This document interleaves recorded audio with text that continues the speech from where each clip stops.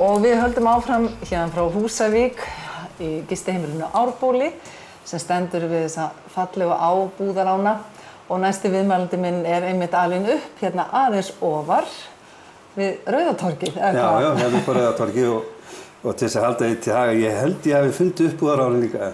Já, þú gerðir það bara? Já, ég held það með þess að. Já, sögurnar segja það. Já, sögurnar segja það svona. En Rauðatorgið, af hverju? Já, hér voru fyrstu verkamannabústaðirnir byggðir í Húsavík og svona í Eðavöllunum og Sólvöllunum og Brávöllunum, þannig að þessna fékk þetta nafn Rauðatorgið og í daglegu tala menn torgið. Já, og talandi verkamannaíbúðir, þú hefur tengst verkalýðshreyfingunni allavega svo lengi sem ég man. Já, og ert nú ekkert gamall maður. Nei, ég var sko lengi yngstur átt í þessu, en ég ekki yngstur lengur, en ég sem byrjaði í þessu sjálfum sér 79 þegar ég var trúnaðarmaður á vinnustað og búinn að vera viðloðandi það verkalýðsmál frá þeim, bara frá 1. júní 1979. Já. Þetta nokkru áratugir, sko. Þetta verða 37 ár. Já, og þetta alltaf gaman og svona skapandi og bara gefur manni tækifæri til að þróa einhverja hugmyndi sem maður hefur. Já, og þú ert nú ekki alveg skaplaus maður þegar þér áðbýðir eitthvað. Nei. Og maður heyrði tónin í þér bara núna daginn, til finnst þeir ekki alveg vera sinna verkunum sínum þarna fyrir sunnan. Gaurarnir, við hvað ertu ósáttur?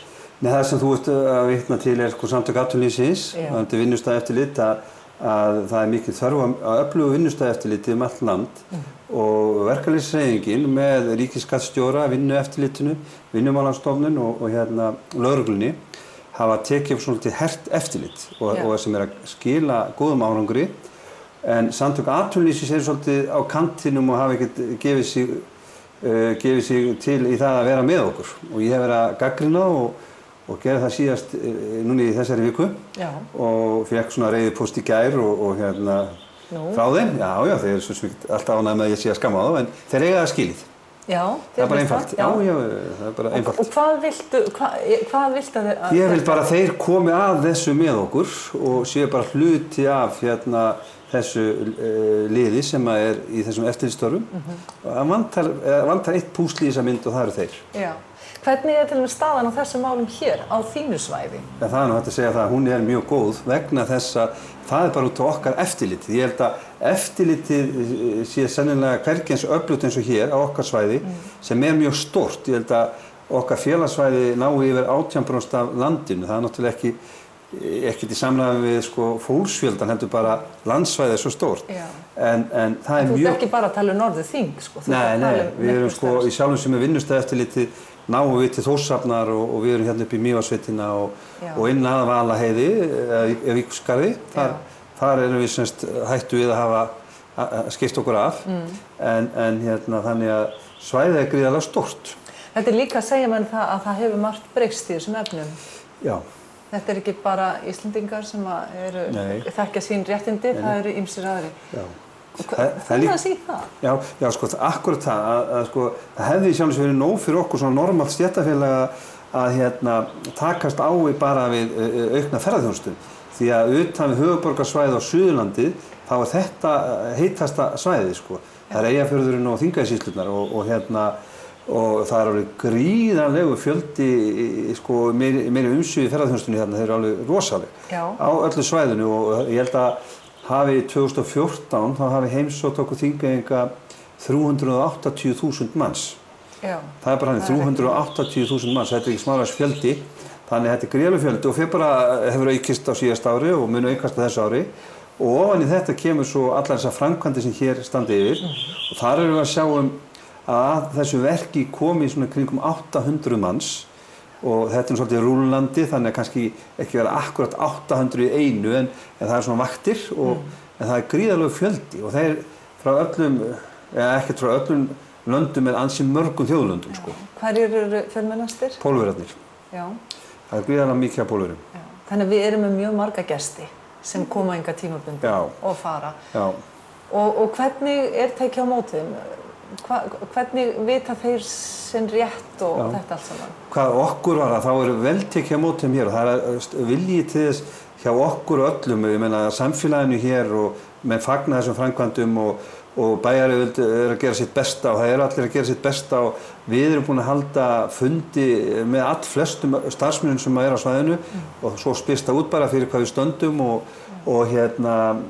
við uppfræðum þá sín réttindi, við erum með trúnaðarmenn á öllum stærstu stöðunum og ef við erum í öryggisnefndum fyrirtækjanna á svæðinu þannig að ef við upplifum eitthvað eins og slys, það var hér slæmt slys fyrir nokkrum dögum og þá það þannig að við komum okkur í samband við einstaklingin áður en hann fer út, gerum grein fyrir hans réttindum og komum í kontakt við okkur því að oft þurfum við að sækja svoleiðis máli gegnum lögfræðinga. Það bara tryggingafélög fyrirtækjanna.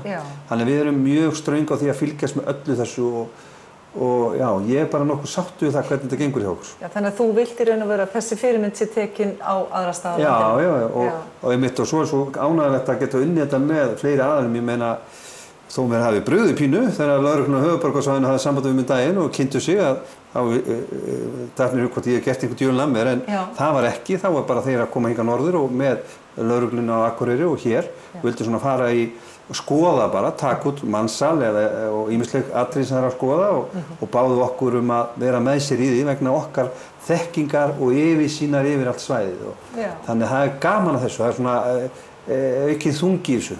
Ríkisskattstjóri kom hérna líka daginn og fór með okkur og starfsmenn frá honum. En það full þörf á þessu. Já.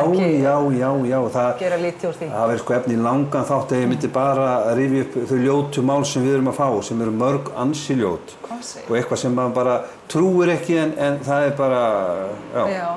Og hvernig höndlar það?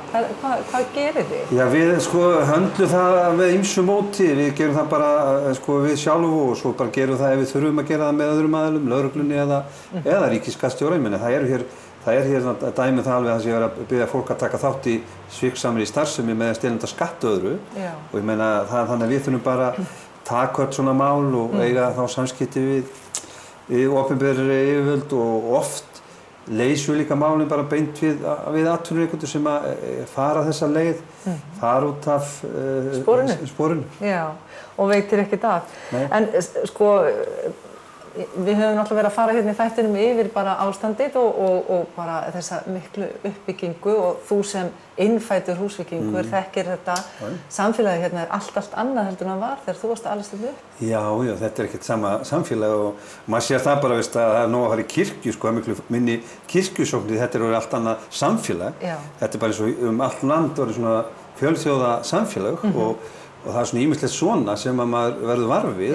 Þetta og eins og okkur á skrifstofunni, ég meina næstu í annað hver maður tala erlend tungumál, það þýðir ekkert að tala bara íslensku núna, vera með nokkuð tungumál helst og hafa það aðgengi að fólki sem getur þá túlka fyrir mann áfram, eins og ég var með einn í morgun sem að tala rússnesku, þá var ég með rússneska túlk. Já, og það bara auðfundin sá maður sem getur? Já, það gengur bara mjög vel, það fullt af góðu fólki hér sem tala þessi tungumál Og finnst þér að húsvíkingum hafi gengið vel að aðlagast þessu breytta samfélagi? Já, mjög svo og það svona líka jákvætt núna að það eru kannski frá áramótum hafa kannski flutt hingað 140 einstaklingar en vissulega hreyfingu fólk tilbaka þannig að og menn falla frá og allt það en ég hugsa að aukningin frá áramótum sé svona allan kringum 60 manns. Já.